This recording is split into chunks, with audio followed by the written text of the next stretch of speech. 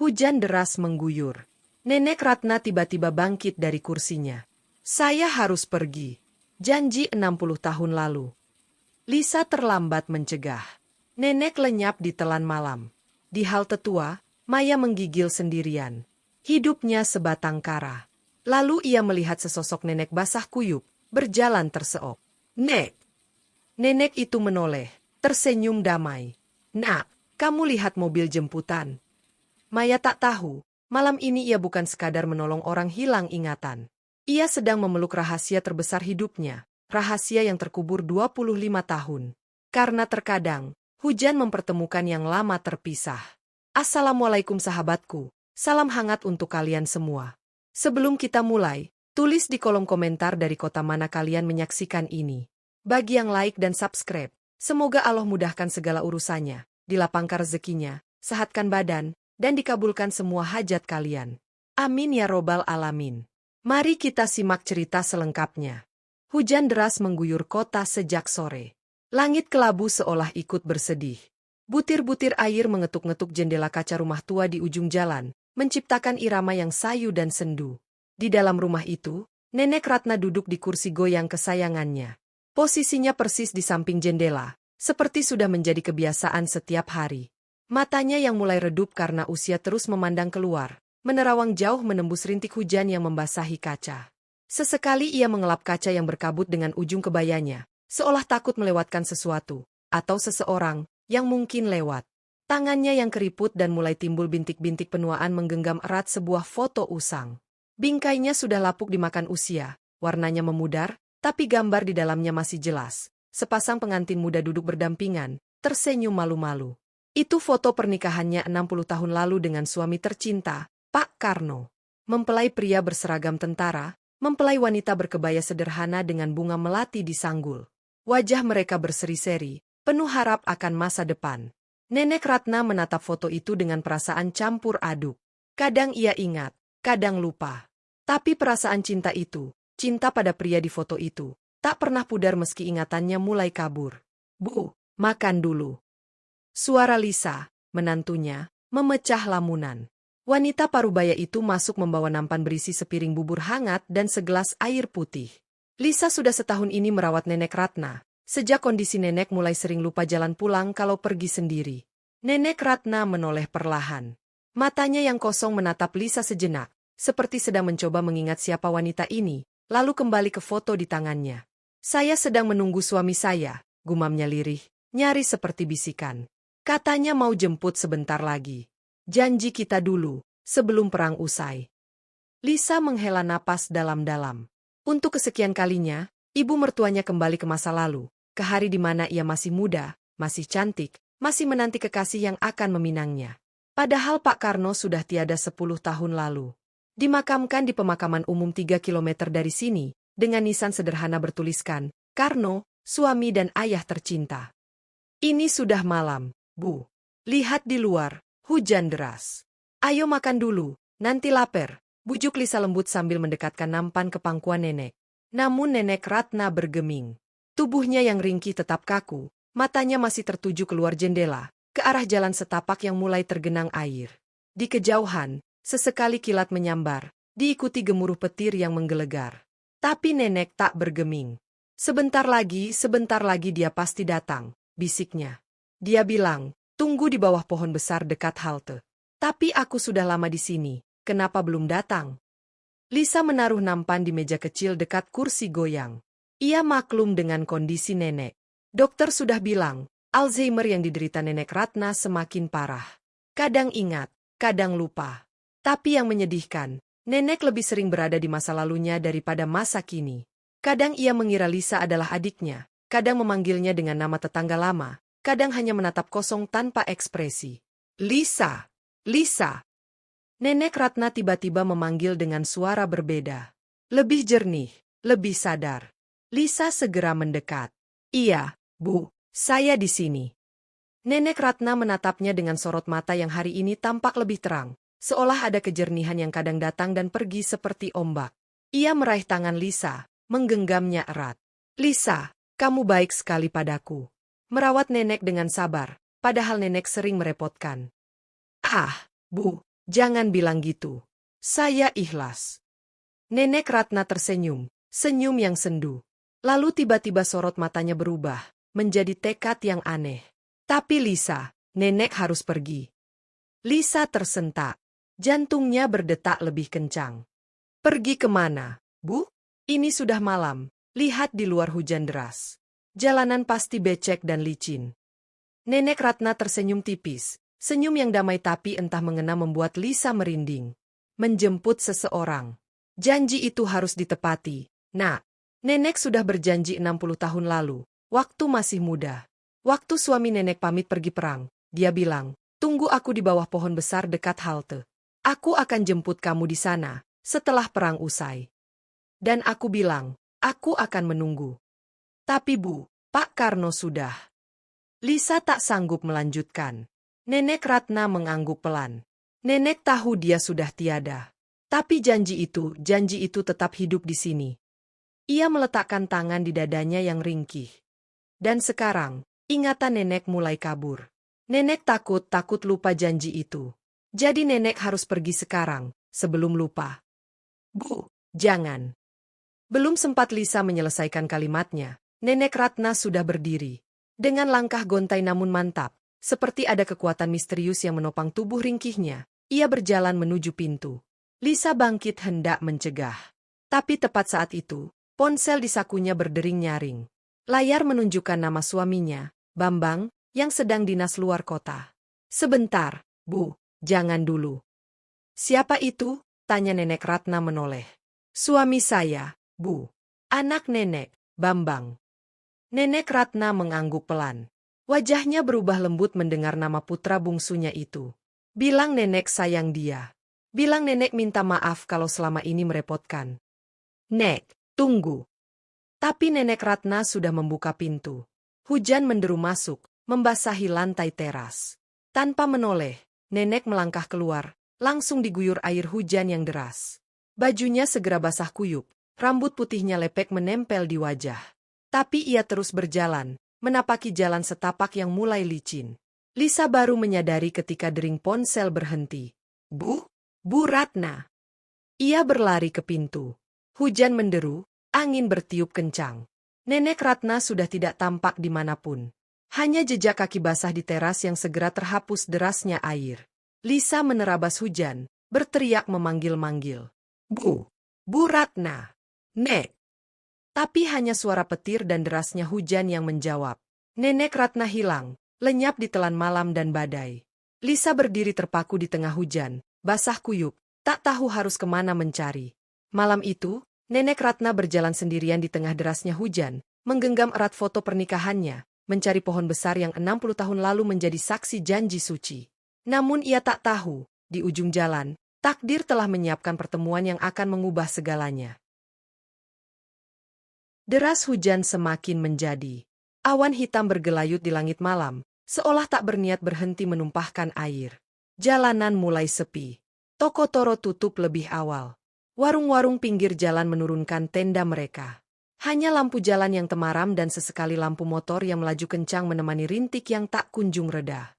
Di sebuah halte bus tua yang hampir rubuh, seorang gadis muda meringkuk menggigil. Halte itu terbuat dari beton sederhana. Catnya sudah mengelupas di mana-mana. Papan namanya miring, nyaris lepas. Atapnya bocor di beberapa bagian, sehingga air menetes di sana-sini, membentuk genangan kecil di lantai semen yang retak. Gadis itu, Maya namanya, duduk di sudut paling kering, memeluk lututnya erat-erat. Bajunya basah, rambut panjangnya lepek terkena air yang merembes dari atap yang bocor. Ia menggigil hebat, tapi matanya masih menyala. Memandangi gelapnya malam dengan ketegaran yang jarang dimiliki anak seusianya. Usianya 25 tahun. Yatim piatu sejak remaja. Ia tak pernah mengenal orang tua kandungnya. Yang ia tahu, ia dibesarkan di panti asuhan sampai usia 12 tahun, lalu diangkat oleh seorang wanita baik hati yang kemudian meninggal saat Maya duduk di bangku SMA.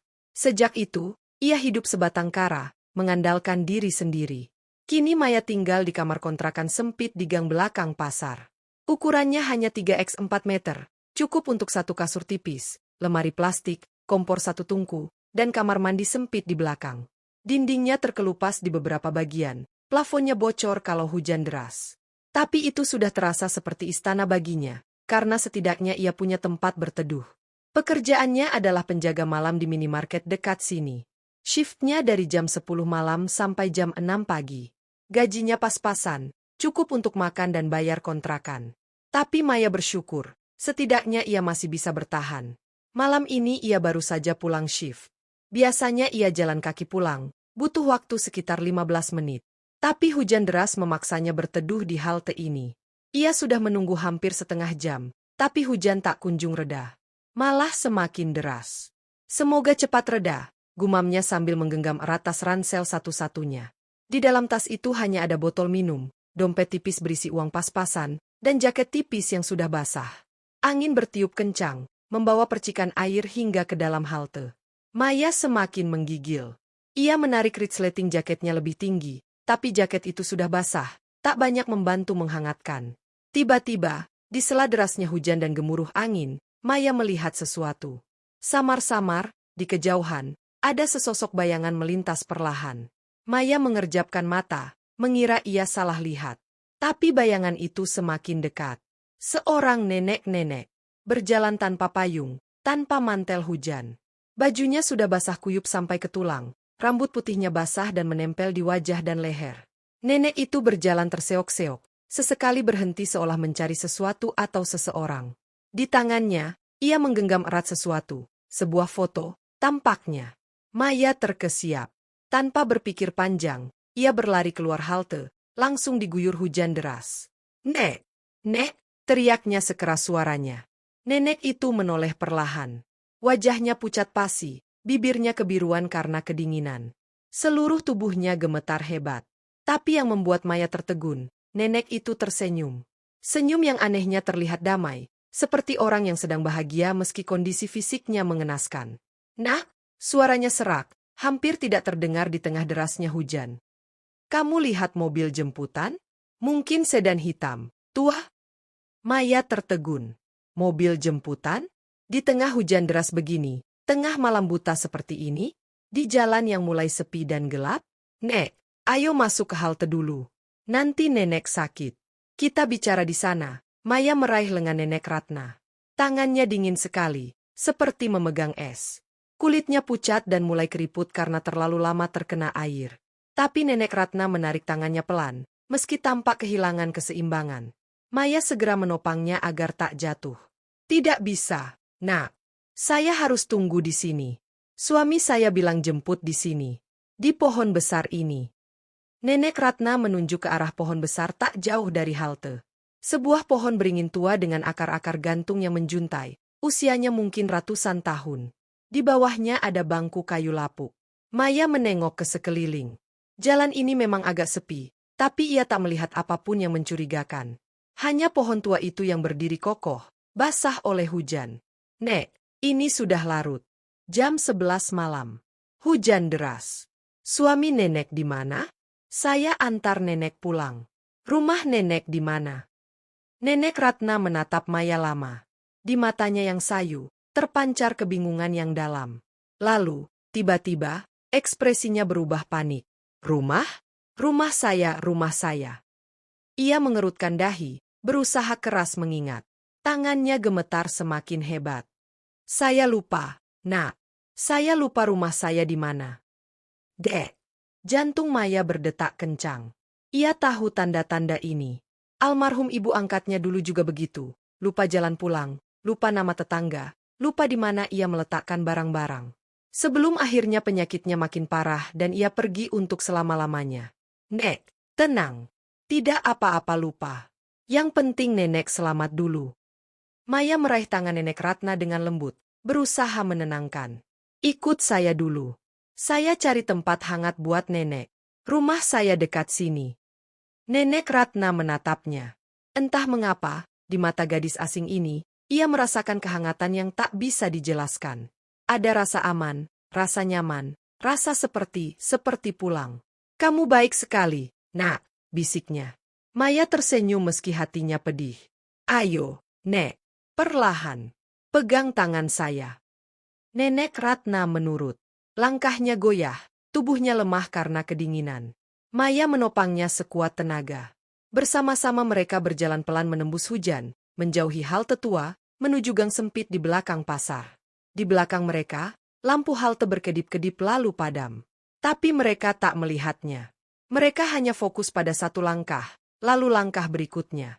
Air hujan membasahi keduanya, namun ada kehangatan aneh di antara mereka. Kehangatan dua jiwa yang sama-sama kehilangan, sama-sama mencari, tanpa sadar sedang dalam perjalanan menemukan satu sama lain.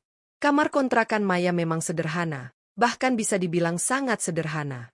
Setelah berjalan menyusuri gang sempit yang becek, melewati tumpukan kardus dan ember-ember bekas di pinggir jalan, mereka tiba di sebuah pintu kayu lapuk dengan cat coklat mengelupas. "Ini rumah saya, Nek." "Sederhana sekali, maaf ya," kata Maya sambil berusaha membuka pintu yang sedikit macet. Begitu pintu terbuka, Nenek Ratna melangkah masuk. Kamar berukuran 3x4 meter itu langsung terlihat seluruhnya. Satu kasur tipis di pojok, bantal dan guling yang sudah kempes. Lemari plastik biru di sampingnya, pintunya agak miring. Kompor satu tungku dengan tabung gas kecil di sudut lain, dekat rak piring sederhana. Kamar mandi sempit di belakang, hanya cukup untuk buang air dan mandi seadanya. Dindingnya terkelupas di beberapa bagian, memperlihatkan tembok di bawahnya. Plafonnya bocor, terlihat dari ember yang sengaja diletakkan di beberapa titik untuk menampung air hujan yang merembes. Tapi malam ini, kamar itu terasa seperti istana. Hangat, aman, dan penuh ketulusan. Maya segera mempersilakan Nenek Ratna duduk di kursi plastik satu-satunya. Ia lalu berlari ke kamar mandi, mengambil baskom dan menuang air hangat dari termos. Ia juga mengambil handuk bersih, handuk satu-satunya yang ia punya. "Sebentar, Nek.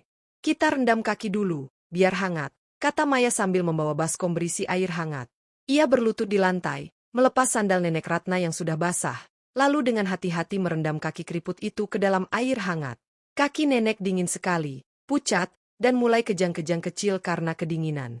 Nenek Ratna menatap Maya. Melihat gadis muda ini berlutut merendam kakinya, dengan penuh perhatian dan kasih sayang seperti merawat nenek kandung sendiri. Matanya tiba-tiba berkaca-kaca. "Maya, nama kamu Maya, nak?" tanyanya lirih. "Iya, Nek, Maya." "Cantik. Nama yang cantik. Artinya ilusi, ya? Atau mimpi indah?" Maya tersenyum. "Iya, Nek. Ibu angkat saya yang kasih nama itu. Katanya, saya seperti mimpi indah yang dititipkan Tuhan padanya." Nenek Ratna mengangguk pelan. "Ibu angkat? Kamu?" "Saya yatim piatu, Nek. Dari kecil." Nenek Ratna diam. Lalu tangannya yang gemetar meraih kepala Maya, mengelusnya lembut. Sentuhan itu terasa begitu hangat, begitu akrab, seperti sentuhan ibu yang sudah lama Maya rindukan. "Kamu baik sekali, Nak. Sudah mau merawat orang tua tak dikenal begini. Padahal kita baru bertemu." Maya menunduk, menyembunyikan matanya yang basah. "Saya lihat nenek di halte, ingat ibu saya. Beliau juga, seperti nenek. Sering lupa, sering bingung. Sebelum akhirnya pergi." Suasana hening sejenak. Hanya suara hujan di luar dan rintik air dari plafon bocor yang jatuh ke ember. Maya mengangkat kaki nenek, mengeringkannya dengan handuk. Lalu ia berdiri, mengambil cangkir retak di rak piring, menuang air panas dan mencelupkan kantong teh. "Minum dulu, Nek. Biar hangat dari dalam." Nenek Ratna memegang cangkir dengan kedua tangan. Ia menyesap teh hangat itu perlahan. Tubuhnya mulai berhenti menggigil. Matanya mengamati ruangan kecil itu, kasur tipis, lemari plastik miring, dinding terkelupas, ember-ember penampung air bocor. Lalu tiba-tiba, air matanya jatuh. "Nenek kenapa?" Maya panik, segera mendekat. Nenek Ratna menggeleng, berusaha tersenyum di tengah tangis. "Nenek." Nenek nangis karena terharu. "Nak, lihat kamu, hidup sederhana begini, tapi punya hati seluas samudra. Padahal nenek hanya orang asing yang kau temui di pinggir jalan." Maya meraih tangan keriput itu. "Nek, setiap orang berhak ditolong. Terlebih orang tua. Nenek harus pulang, Nak. Anak-anak nenek pasti khawatir. Tapi nenek lupa jalan pulang." Suaranya bergetar. Maya menghela napas. Ia duduk di lantai, di samping baskom yang airnya mulai dingin. "Nek, besok pagi kita cari rumah nenek, ya? Atau kita ke polisi, minta bantuan. Sekarang istirahat dulu." Badan nenek dingin, nanti sakit. Nenek Ratna menggeleng pelan. Tidak bisa, Nak. Hari ini janji saya. 60 tahun lalu, saya berjanji akan menunggu suami saya di bawah pohon besar dekat halte itu. Dia bilang, tunggu aku di sini, setelah perang selesai, aku jemput kamu. Tapi sekarang, saya lupa jalannya ke sana. Saya lupa di mana pohon itu. Maya merasakan dadanya sesak. Ia ingat ibunya dulu juga begitu. Lupa waktu, lupa tempat, tapi ingat janji-janji kecil yang tak pernah ditepati. Nek, suami nenek. Sudah tiada, Nak. 10 tahun lalu. Tapi di ingatan saya yang kacau ini, dia masih hidup. Masih muda. Masih tersenyum. Nenek Ratna memandang foto di tangannya, yang sejak tadi ia genggam erat. Ini dia. Foto pernikahan kami.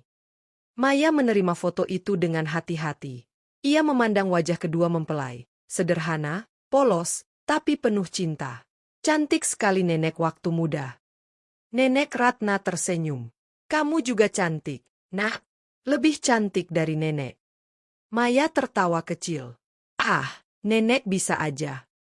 Nak, nenek Ratna memegang tangan Maya. Boleh nenek minta tolong? Apapun, Nek. Besok, antar nenek ke pohon itu. Nenek ingin duduk di sana. Menunggu, seperti dulu. Mungkin hanya sebentar. Setelah itu, kita cari rumah nenek. Setuju. Maya menatap nenek Ratna.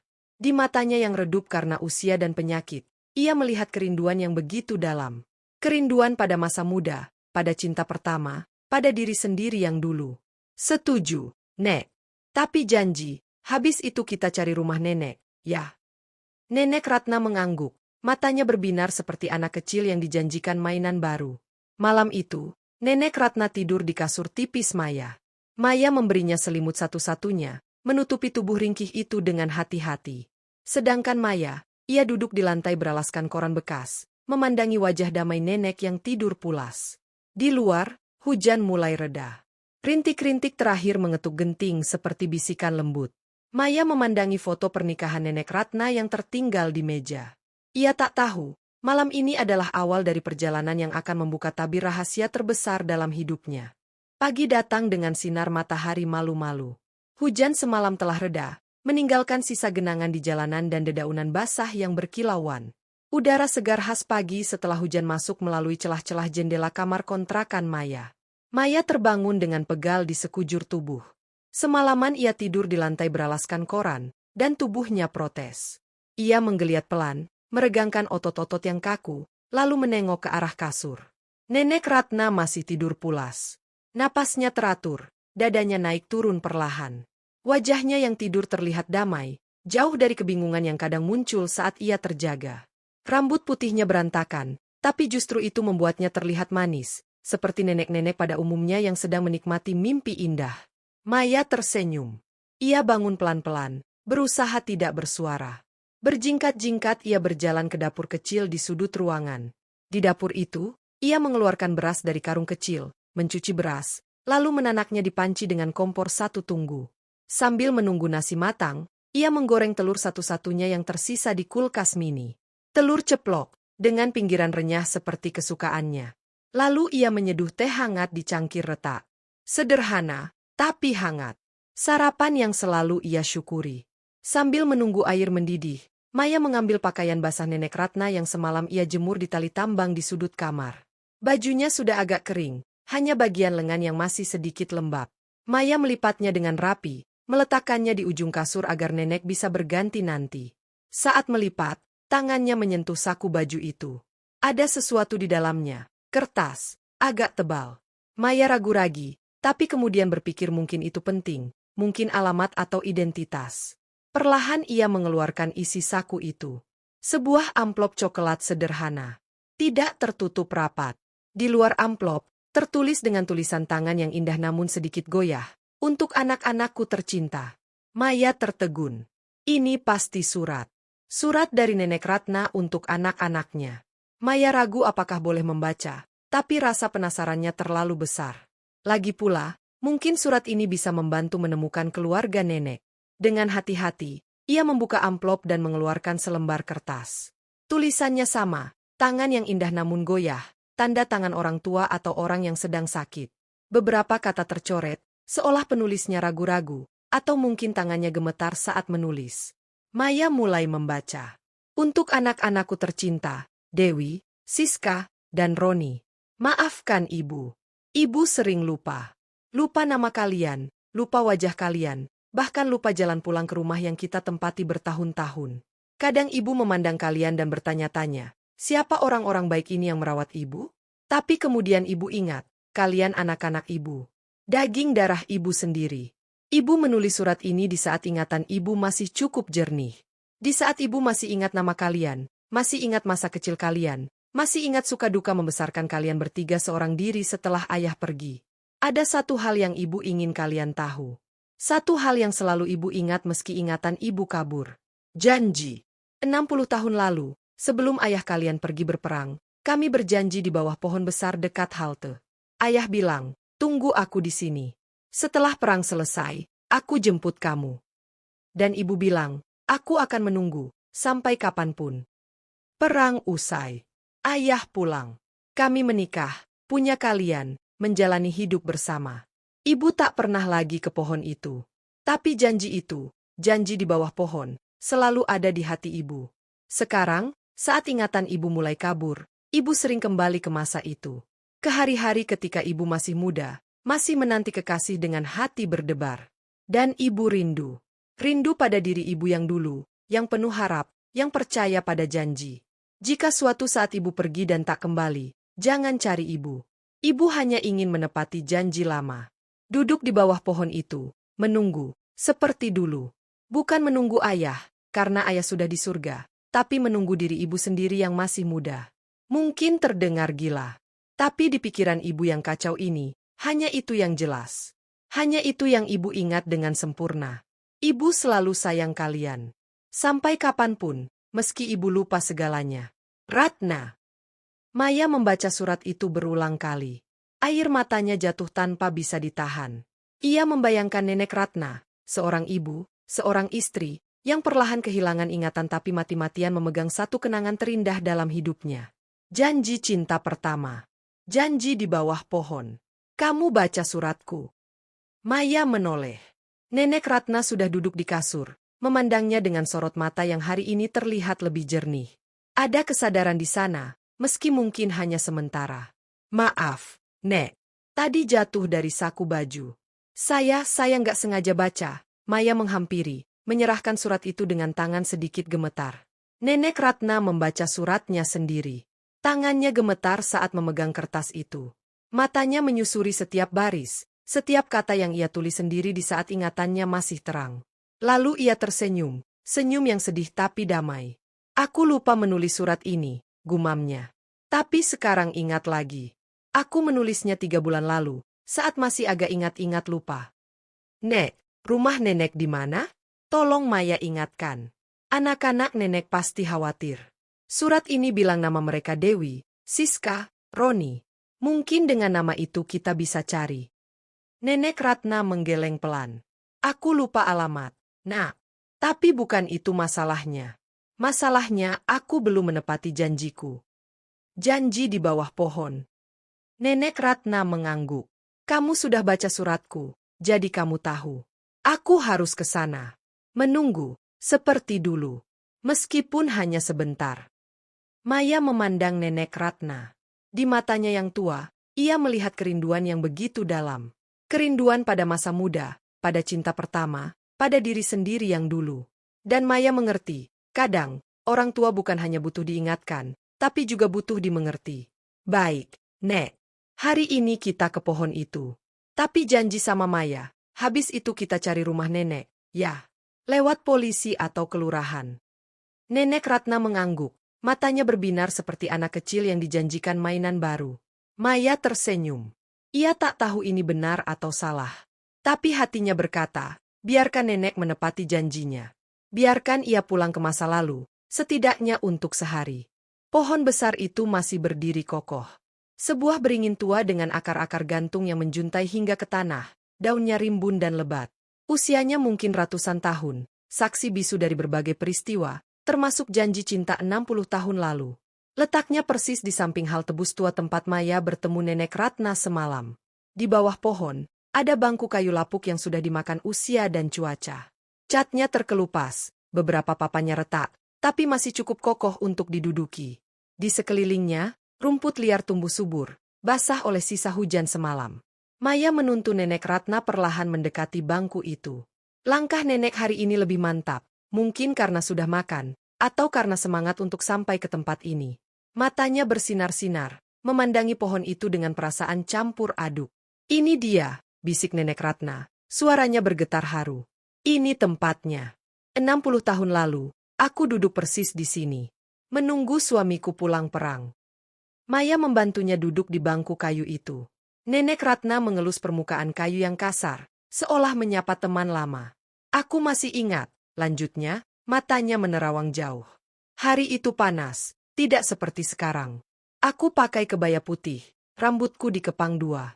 Duduk di sini berjam-jam, takut kalau dia lewat dan aku tak melihat." Maya membayangkan. Gadis muda dengan rambut panjang dan hati penuh harap. Mobil melaju pelan menyusuri jalanan basah setelah hujan semalam. Di dalam mobil, suasana hening namun terasa berat. Nenek Ratna duduk diam di kursi belakang, matanya terpejam, entah tertidur atau hanya lelah setelah seharian beraktivitas. Maya duduk di sampingnya, sesekali melirik nenek dengan hati-hati, memastikan ia nyaman. Di kursi depan, Dewi duduk di samping suaminya yang menyetir, sesekali menatap kaca spion untuk melihat ibu dan gadis asing di belakang. Rumah keluarga Nenek Ratna ternyata cukup besar. Sebuah rumah 2 lantai dengan halaman luas, pagar tinggi bercat putih, dan taman kecil di depan. Beberapa pot bunga ditata rapi di teras. Ini rumah yang jauh berbeda dengan kontrakan sempit Maya. Begitu mobil memasuki halaman, seorang pria paruh baya berlari keluar. Wajahnya tegang, matanya sembab, tanda semalaman tidak tidur dan mungkin menangis. "Ibu, Bu." "Alhamdulillah," seru pria itu. Roni, anak bungsu Nenek Ratna, sambil membuka pintu mobil. Dengan hati-hati ia membantu Nenek Ratna turun dari mobil. Nenek Ratna menatapnya dengan tatapan kosong, berusaha keras mengingat siapa pria tampan di depannya. "Kamu siapa, Nak?" "Tampan sekali," tanyanya polos. Roni tertegun. Air matanya langsung jatuh. Ia tak menyangka, meski sudah tahu kondisi ibu, tetap saja perih saat mendengar ibu sendiri tidak mengenalinya. "Bu, ini saya, Roni, anak ibu." Yang bungsu, suaranya bergetar. Nenek Ratna tersenyum, senyum yang ramah tapi tetap asing. "Anakku banyak sekali rupanya." "Yang ini siapa?" Ia menunjuk Maya. Maya turun dari mobil, berdiri agak di belakang, merasa canggung. "Ini Maya, Bu. Yang nemuin ibu semalam," jelas Roni. Nenek Ratna mengangguk. Lalu tanpa diduga, ia meraih tangan Maya. "Maya baik. Maya yang rawat nenek. Ayo masuk, Nak." Maya melangkah gugup mengikuti Nenek Ratna yang dituntun Roni masuk ke rumah. Di ambang pintu, ia berpapasan dengan Siska, anak tengah Nenek Ratna, yang menatapnya dengan sorot mata tajam penuh selidik. Di ruang tamu yang luas dan rapi, suasana haru bercampur canggung. Nenek Ratna duduk di sofa utama, dikelilingi ketiga anaknya. Dewi duduk di kursi dekat sofa, Roni di samping kiri nenek, Siska di samping kanan. Mereka bertiga sudah dewasa, berkeluarga, punya anak. Foto-foto keluarga terpajang rapi di dinding, termasuk foto pernikahan Nenek Ratna yang sama dengan yang digenggam nenek semalam. Maya berdiri di dekat pintu, tak tahu harus duduk di mana. "Bu, minum dulu." Siska menyodorkan secangkir teh hangat. Nenek Ratna menerima, tapi matanya mencari-cari. "Maya. Maya di mana?" Semua mata tertuju pada Maya. Dengan ragu, ia melangkah mendekat. "Sini, Nak, duduk di samping nenek." Nenek Ratna menepuk sofa di sampingnya. Maya duduk gugup.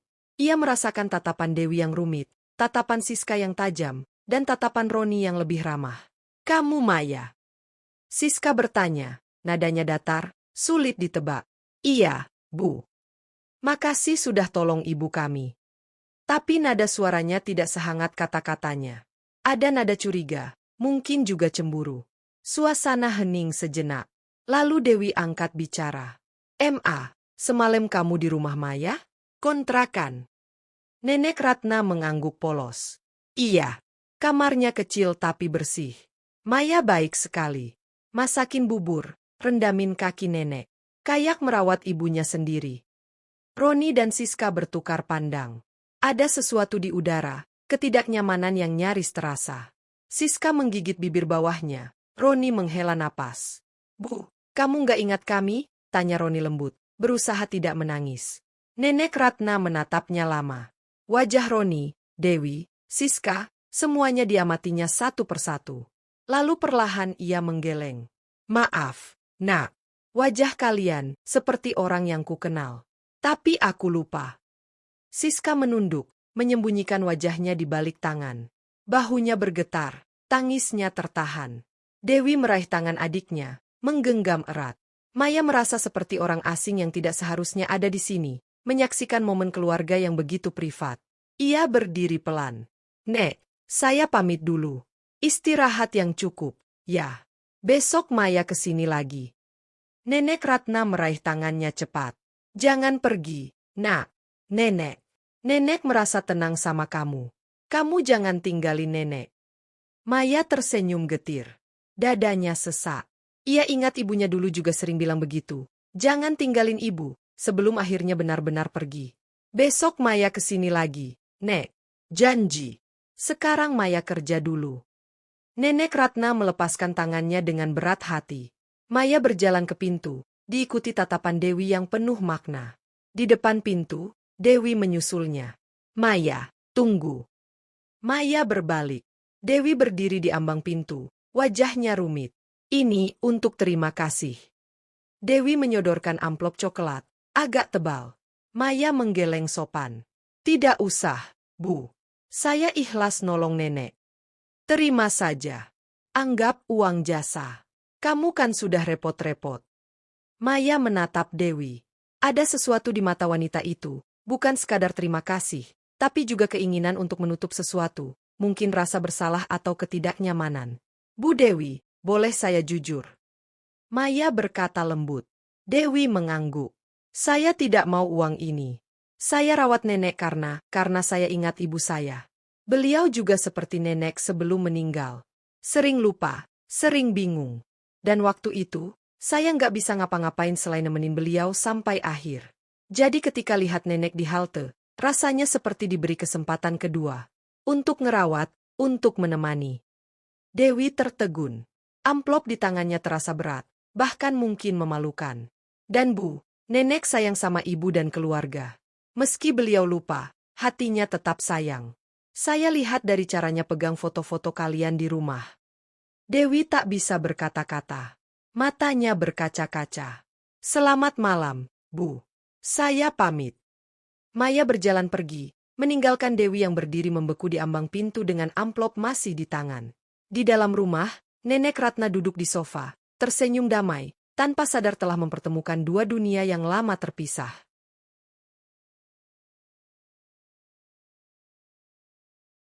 Tiga hari berlalu sejak pertemuan di bawah pohon. Maya kembali ke rutinitasnya, jaga malam di minimarket, pulang subuh, tidur siang, lalu bangun untuk makan dan bersiap kerja lagi. Tapi ada yang berubah.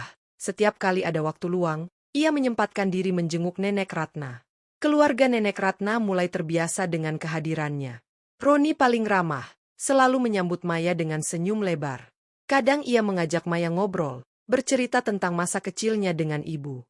Siska masih agak dingin, tapi mulai luluh setelah melihat bagaimana Maya sabar merawat ibunya, memberi makan, menemani ngobrol, bahkan membersihkan ketika nenek tak sengaja buang air kecil di celana. Dewi masih canggung.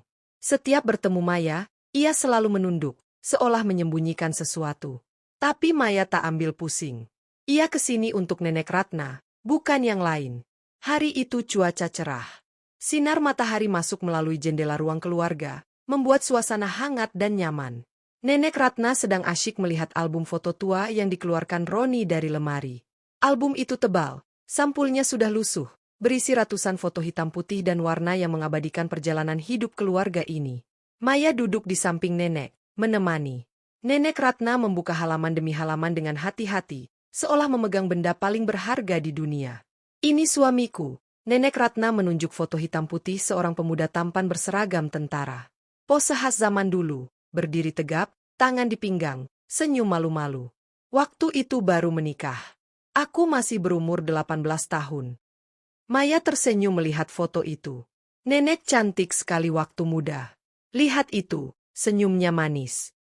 Nenek Ratna tertawa kecil, senyum malu-malu. Cantik karena muda. Nah, tua itu tidak cantik. Kulit keriput, rambut putih, gigi ompong. Tua itu indah, Nek, karena banyak cerita.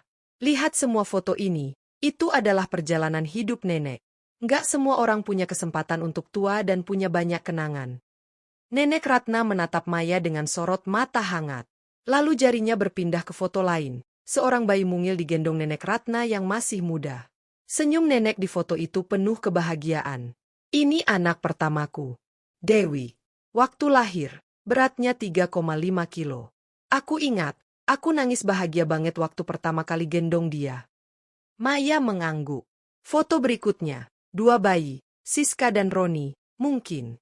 Lalu foto-foto mereka tumbuh besar. Dewi berseragam SD, Siska main di halaman, Roni belajar naik sepeda. Nenek Ratna membalik halaman. Lalu jarinya berhenti di sebuah foto. Sorot matanya berubah bingung. Ini siapa, ya? Dahinya berkerut dalam, berusaha keras mengingat. Maya melihat foto itu. Seorang gadis kecil, mungkin berusia 5 tahun, duduk di pangkuan Nenek Ratna. Nenek di foto itu tersenyum lebar, memeluk gadis kecil itu dengan penuh kasih. Di belakang mereka, terlihat kue ulang tahun dengan 5 lilin menyala. Wajah gadis kecil itu, wajah itu.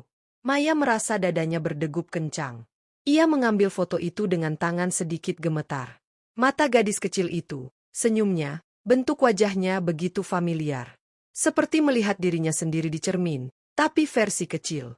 Nek, ini siapa? Nenek ingat? Tanya Maya, berusaha tenang. Nenek Ratna mengerutkan dahi semakin dalam. Tangannya gemetar. Aku lupa. Nah, tapi rasanya penting. Ada rasa hangat di dada waktu lihat foto ini. Maya membalik foto itu. Di belakangnya, ada tulisan tangan dengan tinta biru yang sudah mulai pudar. Maya, 5 tahun. 1998 ulang tahun kelima. Dunia Maya seperti berhenti. Jantungnya berhenti berdetak, atau mungkin berdegup kencang sekali sampai tak terasa. Ia membaca ulang. Maya. Namanya? 1998, tahun kelahirannya, dan tanggal ulang tahunnya, September, sama persis dengan yang ia rayakan selama ini. Nek. Nenek kenal Maya? Suara Maya bergetar hebat. Nenek Ratna menatapnya bingung. Kamu Maya, nak, yang baik hati. Yang rawat nenek. Bukan, Nek. Bukan Maya yang ini. Maya yang di foto ini. Siapa dia? Kenapa namanya Maya? Kenapa wajahnya mirip saya? Nenek Ratna memegang foto itu. Air matanya tiba-tiba mengalir deras tanpa sebab yang jelas. Dia cucuku. Anaknya Dewi. Tapi Dewi. Nenek Ratna terisak, tapi tak bisa melanjutkan. Ingatannya kabur, seperti kabut yang datang dan pergi. Yang bisa ia lakukan hanyalah menangis, merasakan kesedihan yang tak bisa dijelaskan. Maya memeluknya. Pikirannya kacau balau. Namanya Maya. Lahir 1998. Fotonya ada di album keluarga ini. Anaknya Dewi, kata nenek. Tapi ia yatim piatu. Ibunya meninggal saat ia kecil. Ibu angkatnya, maksudnya. Atau jangan-jangan, Maya tak bisa berpikir jernih. Ia butuh waktu sendiri. Sore itu, ia pamit lebih awal dengan alasan ada keperluan. Tapi sebelum pergi, diam-diam ia mengambil foto itu dari album, memasukkannya ke dalam saku. Ada sesuatu yang harus ia cari tahu. Sesuatu yang selama 25 tahun tersembunyi. Di kamar kontrakannya, Maya duduk termenung memandangi foto itu. Gadis kecil di foto itu tersenyum manis. Duduk di pangkuan Nenek Ratna yang tersenyum bahagia.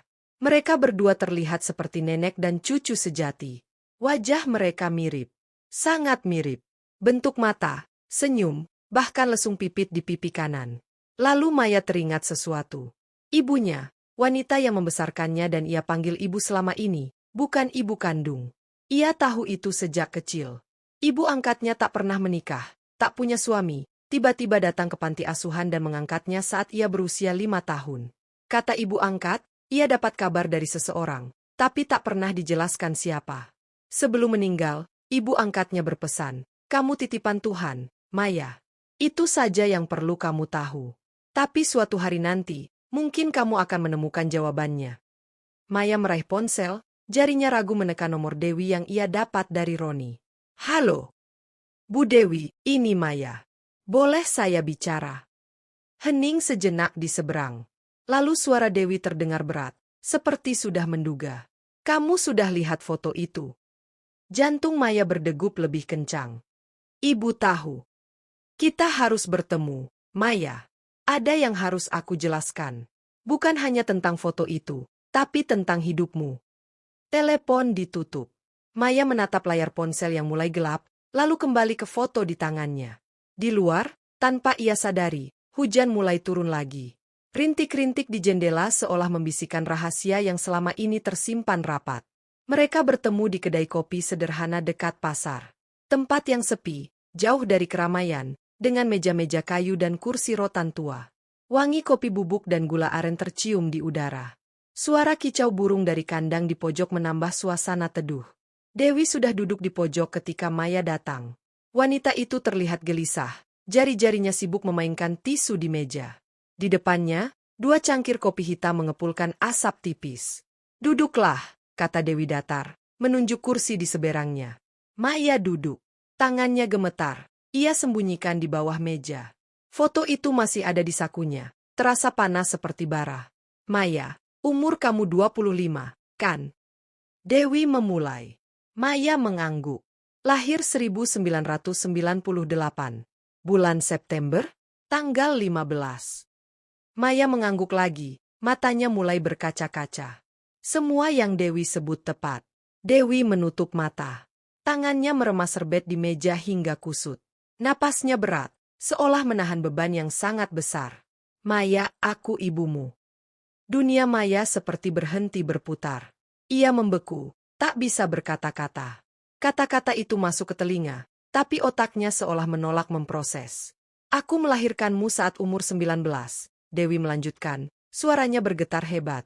Air matanya mulai jatuh. "Waktu itu aku masih kuliah semester 3, pacaran dengan teman sekampus. Hamil di luar nikah. Keluarga aib," katanya. Maya diam. Lidahnya terasa keluh. "Ayah kandungmu, namanya Andi, dia kabur begitu tahu aku hamil. Takut tanggung jawab, takut dimarahi orang tuanya. Aku ditinggal sendiri, hamil 3 bulan, bingung harus bagaimana." Dewi mengusap air matanya dengan punggung tangan. Suaranya serak. "Keluarga malu. Masa itu, hamil di luar nikah itu dosa besar. Nenekmu, Nenek Ratna, dia ingin aku tetap melahirkan. Katanya, anak adalah titipan Tuhan, tak boleh dibuang. Tapi kakekmu, suaminya, keras.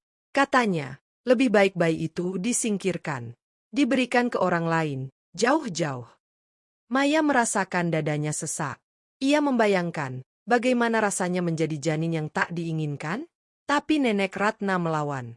Diam-diam, ia mengatur segalanya.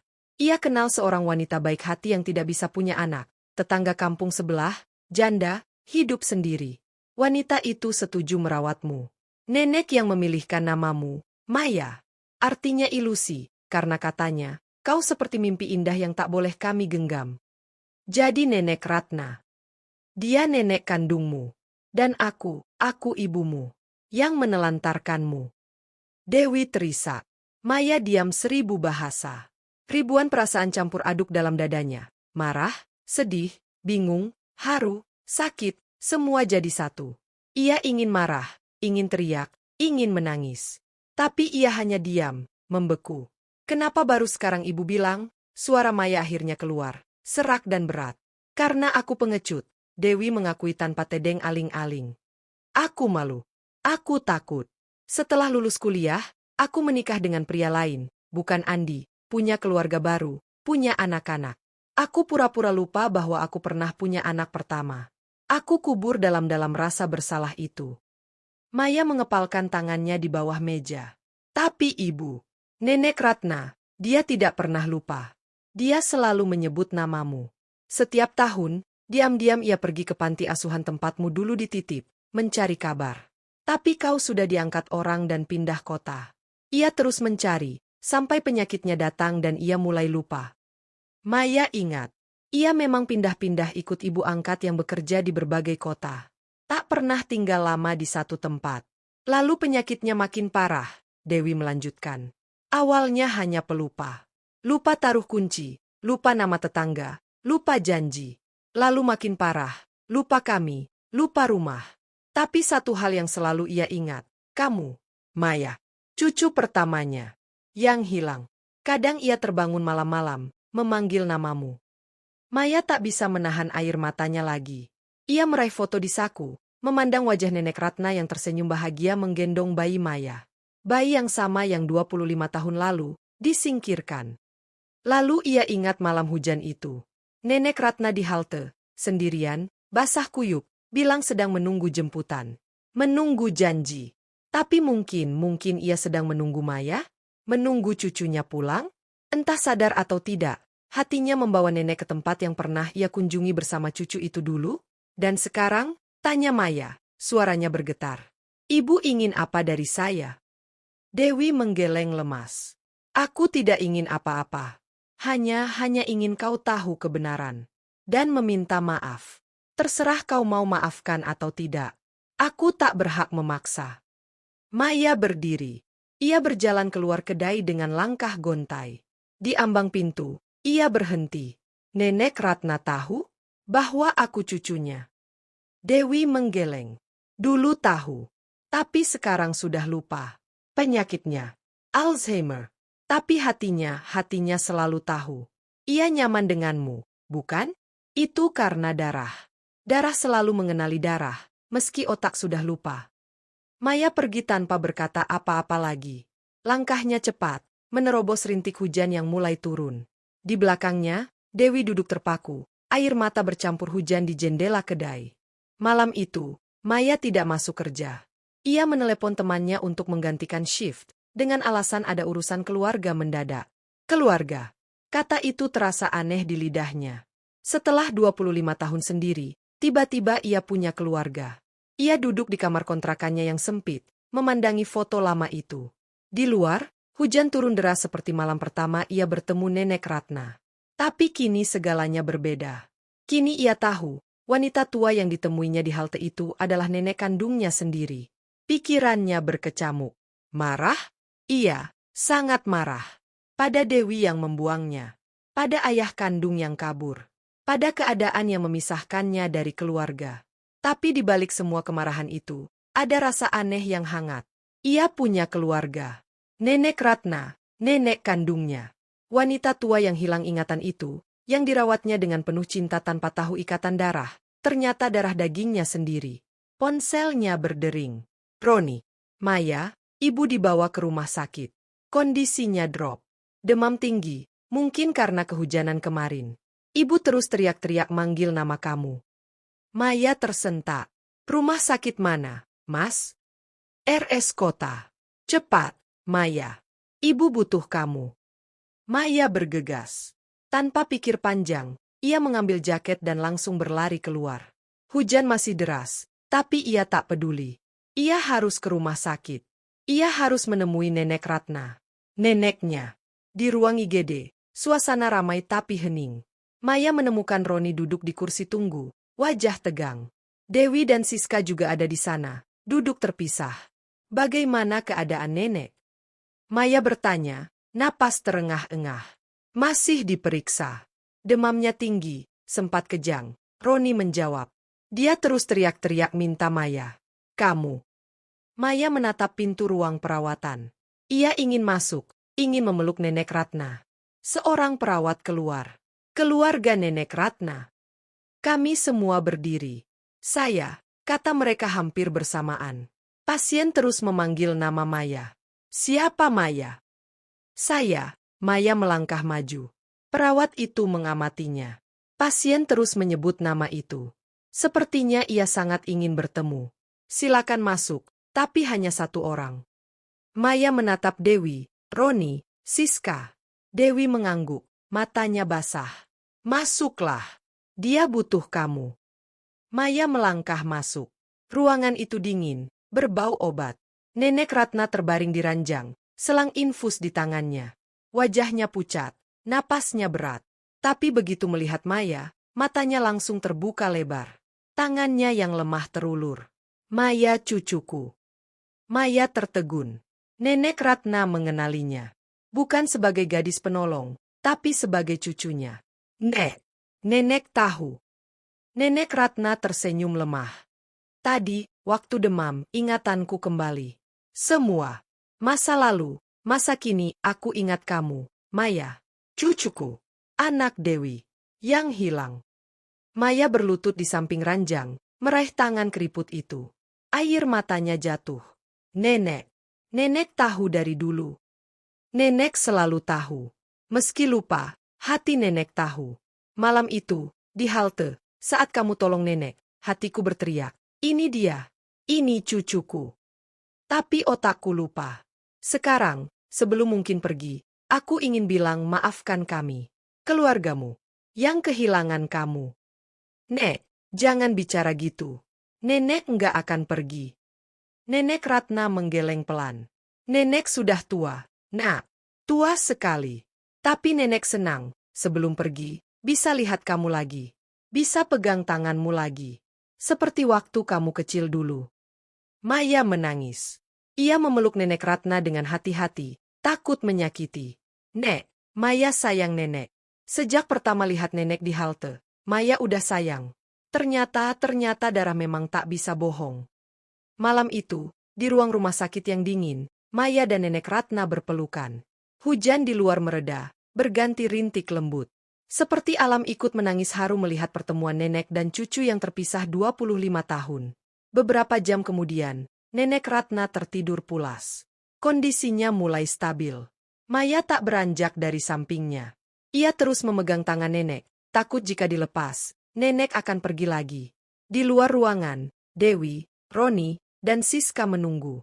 Mereka melihat melalui kaca, melihat Maya yang setia di samping ibu mereka. Roni menangis haru. Siska memeluk Roni, menangis juga. Dewi diam, air matanya jatuh tanpa suara.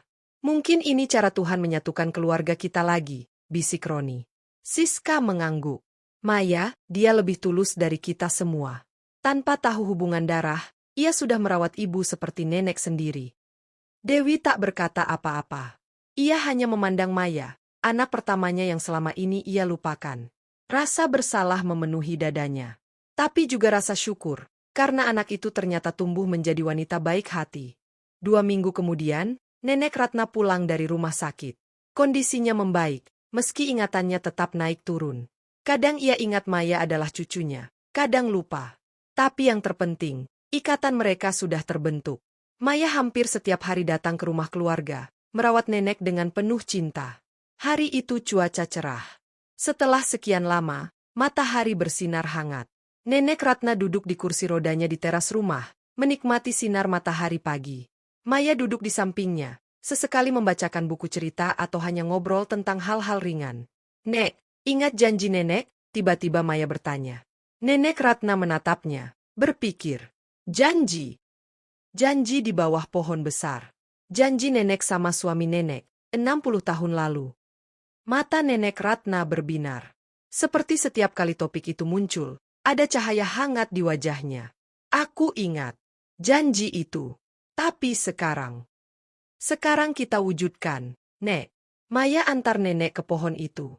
Duduk di sana, menunggu, seperti dulu. Nenek Ratna menatapnya, terharu. Kamu mau antar nenek? Tentu, Nek. Itu janji Maya juga. Janji pada nenek. Maya mendorong kursi roda nenek Ratna perlahan. Roni membantu membawakan bekal dan tikar kecil.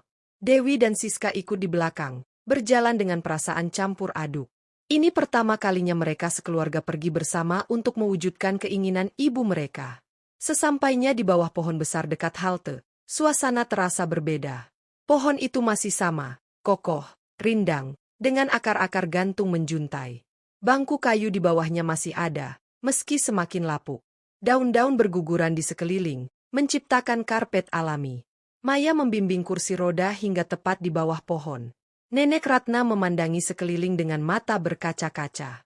Ini dia tempatnya, bisiknya. 60 tahun lalu, aku duduk persis di sini, menunggu suamiku pulang perang. Maya duduk di sampingnya, di atas tikar yang dibentangkan Roni. Dewi, Siska, dan Roni duduk agak di belakang, memberi ruang untuk ibu mereka. Angin bertiup sepoi, membawa aroma tanah dan dedaunan. Burung-burung berkicau riang di dahan. Suasana damai dan syahdu. Nek, suami nenek orang baik, ya? Tanya Maya. Nenek Ratna tersenyum. Dia orang baik. Sederhana, tapi setia. Kami menikah muda, susah senang dilalui bersama. Dia pergi perang, aku tunggu. Dia pulang, kami bangun keluarga. Dia pergi lagi, kali ini untuk selamanya. Nenek pasti sangat mencintainya. Sampai sekarang, nak. Sampai sekarang. Cinta sejati itu tidak mati meski yang dicinta sudah tiada. Cinta itu hidup di hati, di ingatan, di janji-janji yang pernah diucapkan. Maya memandang Nenek Ratna dengan kagum. Inilah arti cinta sejati. Bukan tentang memiliki, tapi tentang setia, pada janji, pada kenangan, pada orang yang pernah mengisi hati. Nek, sekarang nenek sudah di sini. Sudah menepati janji. Apa yang nenek rasakan? Nenek Ratna diam sejenak. Matanya menerawang jauh, seperti melihat sesuatu yang tak terlihat orang lain. Aku merasa muda lagi, bisiknya. Seperti kembali ke hari itu. Hari di mana aku masih 18 tahun, masih polos, masih percaya pada janji-janji indah. Dan di sana, di kejauhan, aku lihat dia. Suamiku. Muda, tampan, berseragam tentara. Dia tersenyum padaku. Melambai. Maya menangis haru. Nenek. Aku tahu ini hanya perasaan, hanya ingatan. Tapi rasanya nyata, nak. Nyata sekali. Janji ini akhirnya tertepati. Aku sudah kembali ke tempat ini. Aku sudah menunggu, seperti dulu. Matahari semakin tinggi, sinarnya menembus celah-celah dedaunan, menciptakan bercak-bercak cahaya di tanah. Di bawah pohon besar itu, sebuah keluarga duduk bersama. Nenek di kursi roda, cucu di sampingnya, anak-anak di belakang. Mereka diam, menikmati momen yang tak akan terlupakan. Dewi akhirnya memberanikan diri mendekat. Ia berlutut di depan Maya. Maya, aku tahu kata maaf tak cukup. Tapi aku minta maaf. Untuk 25 tahun yang hilang. Untuk semua yang tak bisa aku berikan. Maya menatap Dewi, ibunya. Wanita yang melahirkannya, meski kemudian melepaskannya. Rasa sakit masih ada, tapi perlahan mulai sembuh. Ibu, panggil Maya pelan. Dewi tersentak. Matanya membelalak. Ibu, aku maafkan. Bukan karena mudah, tapi karena aku belajar dari nenek. Bahwa cinta itu tentang memaafkan. Tentang kembali pada janji, meski janji itu pernah dilanggar. Dewi menangis keras, memeluk Maya erat. Siska dan Roni ikut memeluk.